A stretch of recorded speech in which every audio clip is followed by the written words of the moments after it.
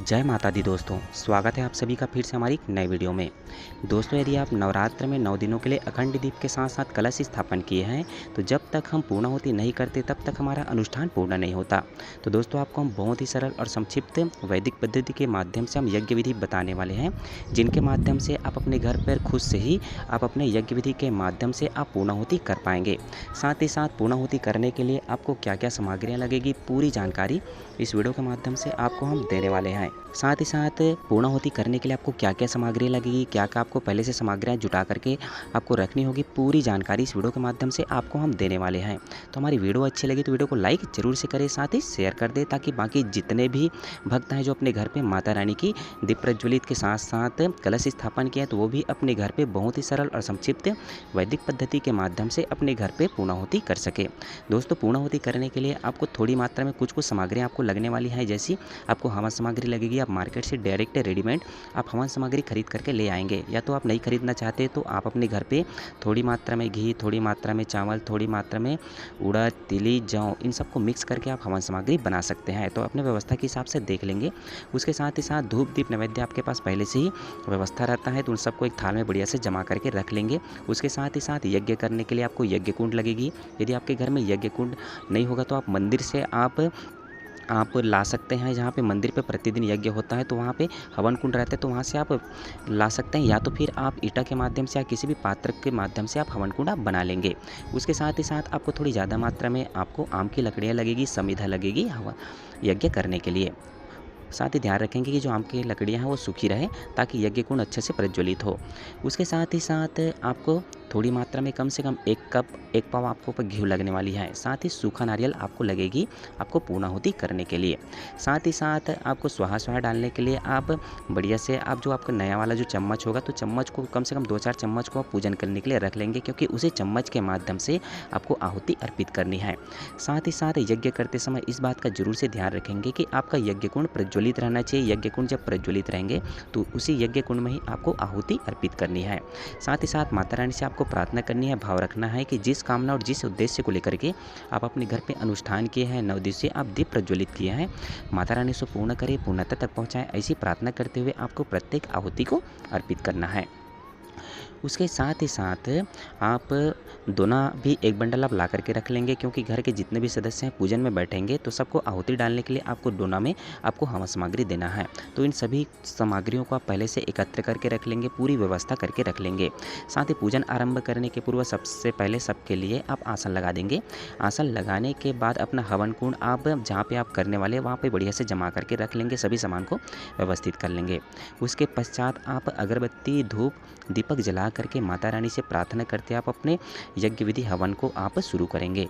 साथ ही साथ आप ध्यान रखेंगे तो घर के जितने भी सदस्य हैं एक साथ बैठ जाएंगे। बैठने के बाद सबसे पहले आप पवित्रीकरण करेंगे। पवित्रीकरण करने का भाव ये है कि हम भगवान के पूजन योग्य बन रहे, पवित्र बन रहे, इस भाव के साथ आपको पवित्रीकरण करनी है। जितने भी वहाँ सदस्य पूजन में बैठे रहेंगे उन सबके ऊपर कलश का जल लेकर के, साथ ही साथ वहाँ पर जितने भी सामग्री आप रखे रहेंगे सबके ऊपर भी आपको पवित्रीकरण करना है, ताकि सभी पवित्र बने। उसके साथ ही साथ माता रानी को जितने भी देव प्रतिमाएं स्थापित किए हैं सबको आप चंदन बंदा, धूप दीप नैवेद्य आप बारी बारी से अर्पित कर देंगे। साथ ही घर के जितने भी सदस्य हैं सबके मस्तक में चंदन लगा लेंगे। यदि जिनके हाथों में कलावा मौली धागा नहीं बंधा होगा तो उनके हाथ में मौली धागा कलावा जरूर से आप बांध लेंगे।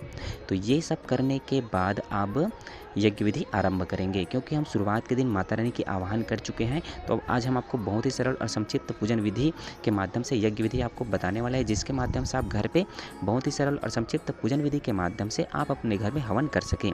तो आप जो हवन कुंड जो बनाए रहेंगे किसी भी पात्र को, तो उसमें आप आम की जो संविधा है उनको आप जमा करके रख लेंगे। जमा करके रखने के बाद आप चम्मच में आप बढ़िया से एक रुई बत्ती ले लेंगे। रुई बत्ती को बढ़िया से घी में डुबा देंगे। डुबाने के बाद उसमें आप कपूर डाल देंगे। उसके बाद उसको जलाएंगे। जलाने के बाद आपको हवन कुंड को प्रज्वलित करना है। साथ ही जब हवन कुंड प्रज्वलित होंगे तो आपको प्रथम अग्नि का दर्शन होगा, तो आपको हाथ जोड़ करके प्रणाम करना है। ओम अग्नाय नमः आवाहयामि स्थापयामि ध्यायामि ततो नमस्कारम करोमि। इस भाव के साथ आपको भगवान को नमस्कार करना है। साथ ही धूप दीप नैवेद्य आपको यज्ञ कुंड प्रज्वलित होने के बाद आपको अर्पित करनी है। उसके पश्चात आप जितने भी हवन सामग्रियाँ हैं उन सभी को, जितने भी घर पे सदस्य बैठे हुए हैं सबको आप एक दोने के माध्यम से बाँट देंगे। सभी पास-पास में रहेंगे ताकि हवन सामग्री डायरेक्ट उनको यज्ञ में डालते बने। साथ ही ध्यान रखेंगे यदि कोई दूर में रहेंगे तो उनको 2 पात्र दे देंगे ताकि उसी में ही वो अपने यज्ञ की जो संविधा है उनको स्वाहा को डालेंगे, दूर से नहीं डालेंगे। साथ ही फेंकना नहीं है, तो इस बात का आप जरूर से ध्यान रखेंगे। साथ ही आपका यज्ञ गुण प्रज्वलित रहे।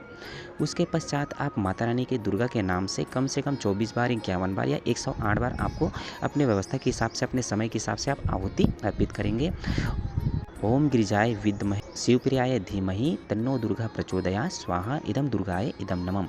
इस मंत्र के माध्यम से आपको आहुति अर्पित करनी है। साथ ही वास्तु देवता, स्थान देवता, ग्राम देवता एवं जितने भी देवी देवता हैं, भगवान गणेश के नाम से, नवग्रह देवता के नाम से, शीतला माता के नाम से, जितने भी देवी देवता हैं उन सभी के नाम से आपको कम से कम एक आहुति आपको अर्पित करनी है। उसके बाद आहुति अर्पित करने के बाद आपको सृष्टिकृत होम अर्पित करनी है।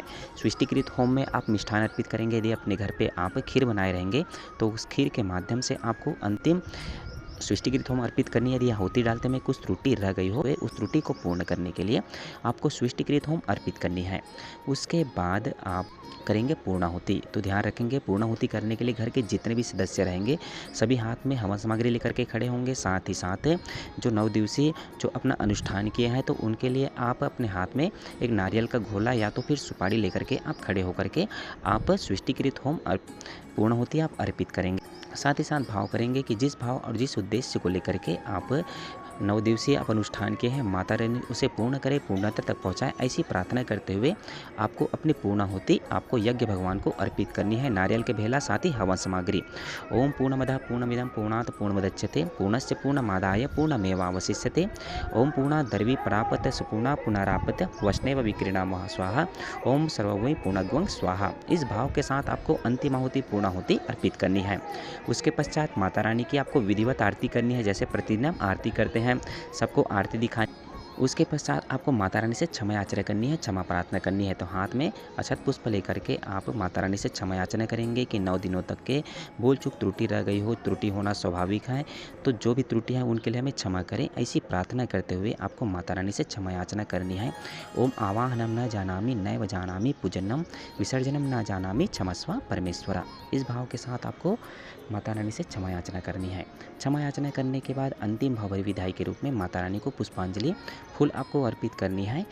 अंतिम भावरी विदाई के रूप में माता रानी को पुष्पांजलि अर्पित करेंगे, फूल अर्पित करेंगे।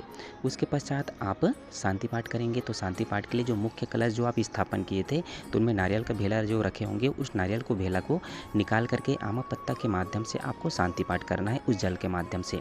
साथ ही घर के हर कोने कोने में जहाँ पे आप हवन किए हैं उस जगह पे आपको जल का भी सिंचन करना है, शांति पाठ करना है उस कलश के जल के माध्यम से। साथ ही साथ उस जल में समस्त देव प्रतिमाएँ की शक्तियाँ विराजमान रहती हैं, क्योंकि प्रथम दिवस हम समस्त देव प्रतिमाओं का आवाहन करके उस कलश भगवान को स्थापित करते हैं, इसलिए उसी कलश के जल के माध्यम से आपको शांति पाठ करना है।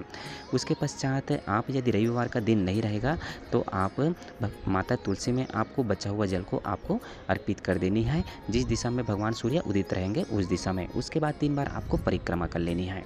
उसके पश्चात आप विसर्जन करेंगे। तो यज्ञ कुंड साथ ही साथ जितने भी देव प्रतिमाएं स्थापित किया है आपको विसर्जन करनी है। तो विसर्जन करने के लिए आप हाथ में पीला चावल ले लेंगे, सबके ऊपर छिड़काव करेंगे। ओम गच्छ त्वं भगवन् अग्नि स्वस्थाने कुंड मध्यतः पूतमादाय देवीभ्यः शीघ्रं देहि प्रसिद्ध में। गच्छ गच्छ सूर्य श्रेष्ठ स्वस्थाने परमेश्वर यत्र ब्रह्मादयो देव तत्र गच्छ हुतासन। ओम यान्तु देवगणः सर्वे पूजा मादाय मामेकिम इष्ट काम समृद्ध्यर्थम पुनराग मनाए चा। इस भाव के साथ आपको विसर्जन करना है। विसर्जन करने के उपरांत आप नवकन्या भोज आप करा सकेंगे।